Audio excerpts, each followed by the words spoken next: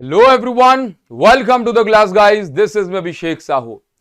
बच्चों, आप पास होना चाहते हो? यस सर, हम पास होना चाहते हैं।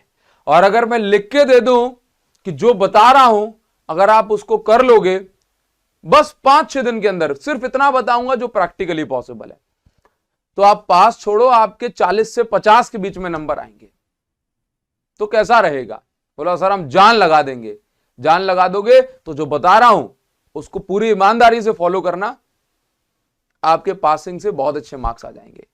जिन बच्चों को लग रहा है कि सर सब आगे का जो है पढ़ता चला जा रहा हूं, पीछे का भूलता चला जा रहा हूं, उन बच्चों के लिए वीडियो है। जो बता रहा हूं इसको तरीके से पढ़ लेना, तो आपको पास होने से दुनिया की कोई ताकत नहीं रोक सकती। पास तो मैं एक मिनिमम थ्रेशोल्ड वाली बात कर रहा हूं, ठीक है?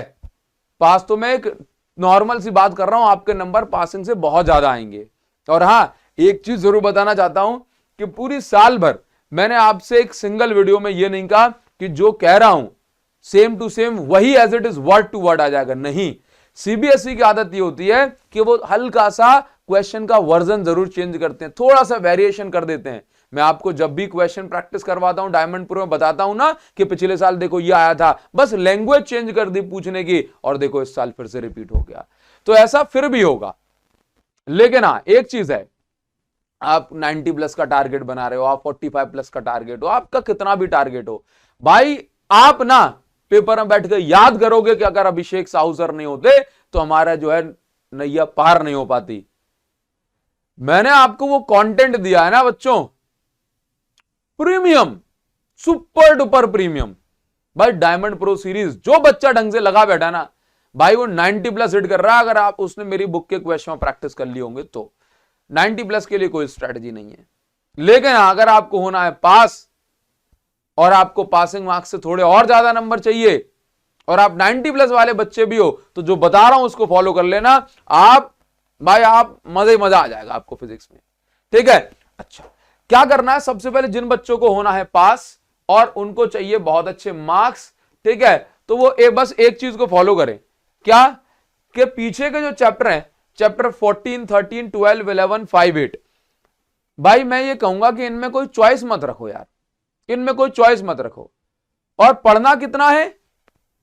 YouTube पे डायमंड प्रो सीरीज की पूरी प्लेलिस्ट बना के रखिए। आप तो सर्च करो diamond pro series chapter 14 by Abhishek Sahu sir, diamond pro series chapter 13 by Abhishek Sahu sir, diamond pro series chapter 12 by Abhishek Sahu sir, ठीक है? आप हर चैप्टर की जो वीडियो है ना वो सिर्फ 1.5 घंटे की है, सिर्फ 1.5 घंटे की वीडियो है ना? आप इस 1.5 घंटे की वीडियो को जो है देख लो और इनको कर लो खत्म। सर क्या मैं 5-6 चैप्टर में पास हो जाऊंगा? नहीं, इनका वेटेज लगभग 16-17 मार्क्स का है। इन 5-6 चैप्टर का वेटेज जो सामने बोर्ड पर लिखे हुए हैं। अगर आप डायमंड प्रो के क्वेश्चन लगा लेते हैं तो भाई आपकी इतनी तैयारी हो जाएगी कि इनमें से सारे क्वेश्चन बना दोगे आप, सारे, ठीक है? तो आप इसको कर सकते हैं तो कर लीजिए। और बहुत सिंपल है सर, 5 चैप्टर पूरे कैसे? भाई इतने सिंपल हैं कि अगर आप पूरी ईमानदारी से एक दिन बैठ गए ना तो ये एक दिन में 3 चैप्टर आप निपटा लोगे, अगले एक दिन में बाकी के 3 चैप्टर निपटा लेना, ठीक है? लेकिन फिर भी आपको इनमें से इंपॉर्टेंट पता होना चाहिए। तो मैं आपको बता दूं कि चैप्टर 14 में से ये टॉपिक इंपॉर्टेंट है, rectifier, PN junction diode, graph. तो जब आप डायमंड प्रो सीरीज से पढ़ें तो इन क्वेश्चन पे ज्यादा ध्यान देना। अच्छा, इसके बाद चैप्टर 13 में mass defect, binding energy, nuclear fission fusion, इन पे ज्यादा ध्यान देना। मैं कहूंगा चैप्टर जो 12 है ये पूरा चैप्टर पढ़ लेना।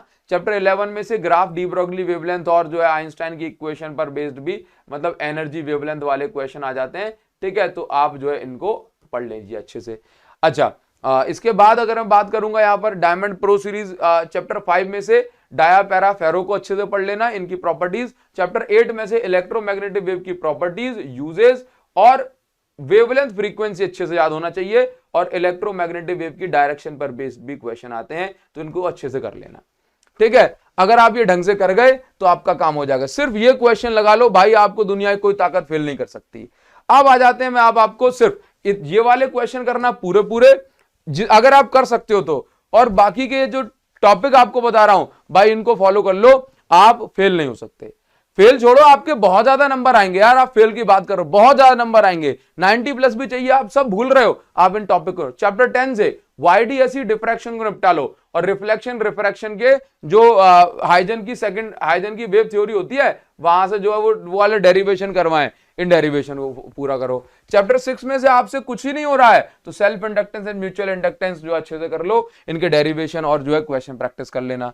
चैप्टर 7 में भाई आपसे कुछ नहीं हो रहा है तो एलसीआर सर्किट और रेजोनेंस वाले क्वेश्चन को छोड़ना मत, यहां से बहुत न्यूमेरिकल आते हैं, ठीक है। डेरिवेशन भी करना है एलसीआर सर्किट का, ट्रांसफॉर्मर पढ़ लो, बढ़िया एक टॉपिक इसके लॉसेस वगैरह, इसका प्रिंसिपल थ्योरी, ट्रांसफॉर्मर पूरा पढ़ना है। Pure inductive and pure capacitive के डेरिवेशन एटलीस्ट आपको करने चाहिए, इनमें कोई चॉइस नहीं रखना, ठीक है। तो आप जो है चैप्टर 7 आपका हो जाएगा। अच्छा, अब मैं बात करूंगा चैप्टर 4 की। तो चैप्टर 4 में से अगर आपसे कुछ नहीं हो रहा है, यानी स्टार्टिंग के 5 चैप्टर अगर आप पूरे कर लोगे ना तो भाई रिस्क नहीं रहेगी।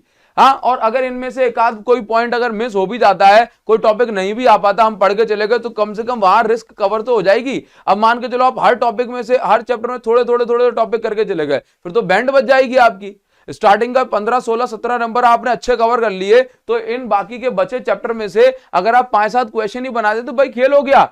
पासिंग से बहुत ज्यादा हिट करेंगे। Circular coil, galvanometer, motion of charges in magnetic field, मतलब जिसमें भाई रेडियस क्या होगी, रेडियस का रेशियो निकाल लो, इस तरह के क्वेश्चन आ जाते हैं। चैप्टर 3 में से Kirchhoff law, Wheatstone bridge, drift velocity पर बेस्ड क्वेश्चन और सेल्स ईएमएफ, मतलब relation between E V and R, इस टाइप के क्वेश्चन होते हैं, इक्विवेलेंट ईएमएफ ऑफ सेल, तो भाई इनको अच्छे से करिए चैप्टर 3 में, तो आपका ये काम हो जाएगा। अब बात करेंगे चैप्टर 2 की। कैपेसिटर भाई कर लेना, इसके दोनों डेरिवेशन, इक्विपोटेंस सरफेस की प्रॉपर्टीज वगैरह पढ़ लेना, ठीक है। अच्छा, इसके बाद चैप्टर 1 में electric flux and Gauss law, Gauss law की जो एप्लीकेशंस है उनको बढ़िया से पढ़ लेना। टॉर्क ऑन डाइपोल, इस पर बेस्ड भी कोई नन्ना मुन्ना सा क्वेश्चन जो है पूछा जा सकता है। अच्छा, इतनी बात हो गई। ये ब्लर तो नहीं हो रहा है? नहीं हो रहा सर। अच्छा, अब बात करते हैं भाई जो बच्चों का डर है चैप्टर 9 की। तो चैप्टर 9 में अगर आपसे कुछ नहीं हो रहा है तो ये क्वेश्चन जो बता रहा हूं भाई इनको जरूर से कर लेना, ठीक है। अगर आपके पास टाइम नहीं है तो कम से कम इनको पहले से जरूर पढ़ के जाना। सबसे पहले नंबर पे मैं लेके आता हूं लेंस मेकर फॉर्मूला, तो लेंस मेकर फॉर्मूला जरूर से करिए। इस पर बेस्ड अगर आपको बना सकते हो, जो बच्चे 90+ की कोशिश कर रहे हैं वो बच्चे भी क्या करें, लेंस मेकर फॉर्मूला का डेरिवेशन एंड इसके न्यूमेरिकल जरूर से करके जाएं, ये इंपॉर्टेंट है। इसके बाद अगर मैं न्यूमेरिकल की बात करूं तो combination of lens and mirror, है ना, इसके न्यूमेरिकल आते हैं जो कि इजी है। मैं आपको बस इजी चीज बता रहा हूं, इनको जरूर से करके जाओ, ठीक है। लेंस मेकर फॉर्मूला हो गया। इसके बाद हम थोड़ी और बात करेंगे आगे, तो TIR, total internal reflection and prism पर जो है क्वेश्चन आते हैं, इनको अच्छे से करके जाओ रे ऑप्टिक्स में। इसके बाद रे ऑप्टिक्स क्योंकि बहुत ही बड़ा चैप्टर है ना, तो आपको क्या कर लेना चाहिए, इसके अंदर प्रिज्म में एक न्यूमेरिकल डेरिवेशन होता है, refractive index of prism material, refractive index of prism, ठीक है।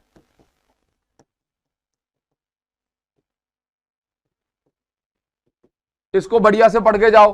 हाँ, ये इंपॉर्टेंट डेरिवेशन है। और आप अगर करना चाहें तो तीनों इंस्ट्रूमेंट, माइक्रोस्कोप दोनों and astronomical telescope,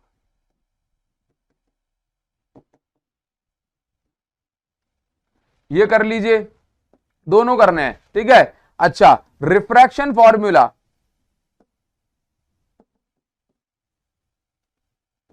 refraction formula समझते हो, mu minus 1/r is equal to mu upon v minus 1/u, इस टाइप का, ठीक है। इस पर बेस्ड न्यूमेरिकल भी आते हैं। भाई अगर किसी बच्चे को लग रहा है कि मुझसे कुछ नहीं हो पाएगा रे ऑप्टिक्स में से, मैं तो छोड़ दूंगा, तो उसको छोड़ना मत, ये कम से कम कर लेना भाई, ये कम से कम कर ही लेना यार। मैं नहीं चाहता कि आप इसके अंदर कोई जो है कोई चीज छोड़ के जाओ। अब ऐसे तो इंपॉर्टेंट डेरिवेशन और भी है इस चैप्टर में, बट मैंने आपको ये बता रहा हूं कि जो बच्चा चाह रहा है कि सर मुझसे कुछ ही नहीं हो पाएगा तो बहुत बड़ा है, तो इतना सिलेक्टिव बता दिया, इसको जरूर से कर लेना, इसको जरूर से कर लेना, काम आपका हो जाएगा। और न्यूमेरिकल वगैरह के लिए डायमंड प्रो सीरीज में लेकर के आ रहा हूं, और रे ऑप्टिक्स में तो डायमंड प्रो पिछले साल की रहेगी, बस उसके अंदर थोड़े से क्वेश्चन और बढ़ा दूंगा मैं, जो 24-25 क्वेश्चन है, बस उतनी प्रैक्टिस आप लोगों के लिए सफिशिएंट रहेगी भाई, इसको फॉलो कर लेना।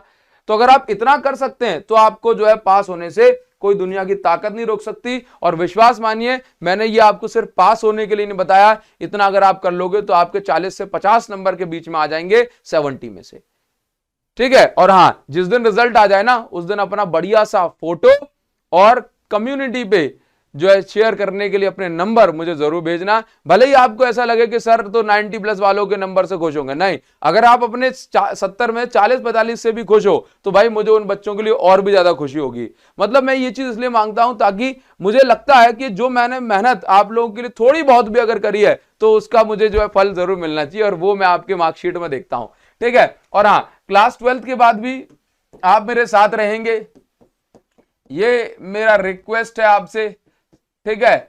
और आदेश भी है कि भाई जाओ, आफ्टर 12th चैनल मैंने बना दिया जिसमें मैं आपको आपके करियर में गाइड करूंगा। 12th क्लास के बाद भी फिजिक्स की किताबों से बाहर भी हम कुछ पढ़ेंगे, ठीक है। तो आफ्टर 12th चैनल की लिंक भी मैं आपको इस वीडियो को डिस्क्रिप्शन में दे रहा हूं। ऑल्दो मैंने अभी टाइम नहीं मिल पा रहा है तो इस चैनल पे कुछ भी पोस्ट नहीं करा है, बट आप सभी बच्चों का फर्ज बनता है कि इस चैनल को जाकर के अभी अभी बिल्कुल सब्सक्राइब करो। चैनल की लिंक मैं आपको इसी वीडियो के कॉमेंट सेक्शन में जो है पिन कर दूंगा, ठीक है। तो जल्दी से, अच्छा डायमंड प्रो के बाद कोई सीरीज चाहिए क्या आपको, क्विक सी सीरीज, शॉर्ट सी सीरीज, तो मुझे जरूर से बताना। ये डायमंड प्रो को तो हम कल परसों खत्म कर देंगे, ठीक है गाइज। तो मिलते हैं कमेंट सेक्शन में, जो कुछ भी कहना चाहते हो मैं आपका वेट कर रहा हूं। Love you guys, love you, thank you.